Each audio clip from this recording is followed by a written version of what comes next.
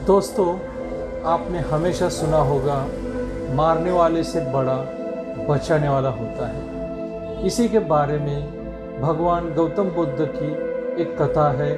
उसका नाम है हंस की प्राण रक्षा। चलिए सुनते हैं कथा और समझते हैं कैसे मारने वाले से बचाने वाला बड़ा होता है।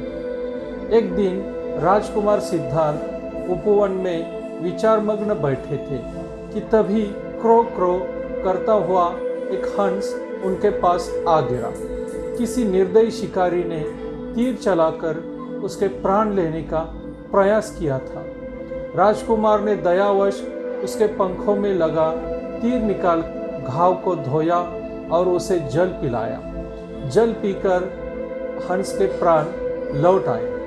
इतने में ही शिकारी दौड़ता हुआ वहां आ पहुंचा। वह सिद्धार्थ का चचेरा भाई देवदत्त था।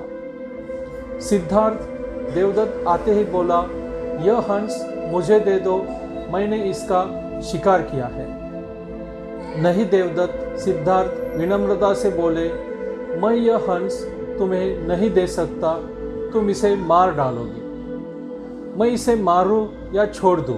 देवदत्त बोला, यह मेरा शिकार है। देवदत्त, मैंने इस हंस की प्राण रक्षा की है, अतः यह मेरा है, मैं कदापि इसे तुम्हें नहीं दूंगा।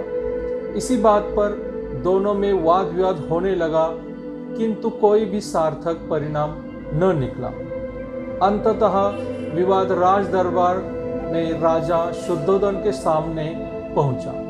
राजा ने गंभीरतापूर्वक दोनों की बातें सुनी। महाराज, देवदत्त बोला, मैंने इस हंस का शिकार किया है। मेरे तीर से घायल होकर हंस पृथ्वी पर गिर पड़ा था, अतः इस पर मेरा अधिकार है और यह मुझे ही मिलना चाहिए। अब राजा शुद्धोधन ने सिद्धार्थ का पक्ष सुना। महाराज, सिद्धार्थ ने कहा, यह हंस पृथ्वी पर मरणासन्न अवस्था में पड़ा हुआ था। यदि मैं इसके पंखों में से तीर निकालकर इसका उपचार न करता तो संभवतः यह तभी प्राण त्याग देता। मैंने इसकी प्राण रक्षा की है, अतः इस पर मेरा अधिकार है और यह मेरे पास ही रहना चाहिए। राजा ने इस विवाद पर दरबारियों के विचार भी सुने। अंततः राजा ने निर्णय दिया, देवदत्त, तुमने हंस के प्राण हरण की चेष्टा की, जबकि सिद्धार्थ ने प्राण रक्षा की। प्राण हरण की अपेक्षा प्राण रक्षा करने वाले का इस हंस पर ज़्यादा अधिकार है। अंततः यह हंस सिद्धार्थ का ही है।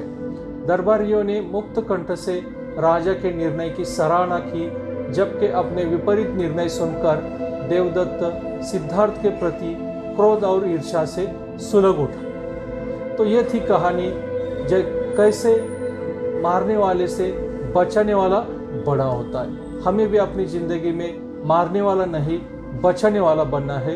यही सीख लेनी है आज की इस कहानी से।